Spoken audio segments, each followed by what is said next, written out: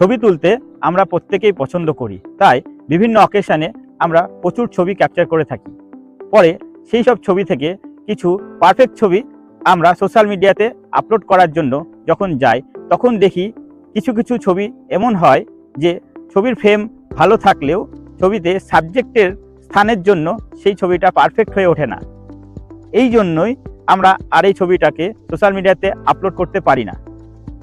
এই সমস্যার সমাধানের জন্যই ভিভো নিয়ে এসছে একটা দুর্দান্ত ফিচার্স, যার নাম AI magic move. AI magic মুভের মাধ্যমে আমরা ছবি তোলার পরেও আমাদের প্রয়োজন অনুযায়ী আমরা ছবির সাবজেক্টকে মুভ করাতে পারি। চলুন দেখে নিই এই এআই ম্যাজিক মুভ কীভাবে কাজ করে। প্রথমে ফোনের অ্যালবাম অপশানে ক্লিক করতে হবে। এরপর অ্যালবাম থেকে ছবিটিকে সিলেক্ট করতে হবে। ছবিতে দেখুন হাতের পজিশনটি ঠিক নেই।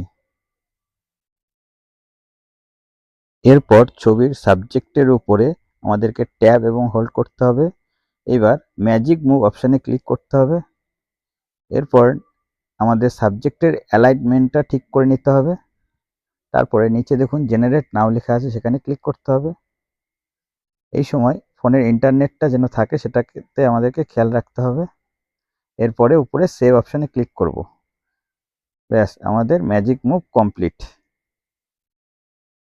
এইভাবে ছবি তোলার পরেও আমরা ম্যাজিক মুভের সাহায্যে ছবির অ্যালাইনমেন্ট চেঞ্জ করতে পারি।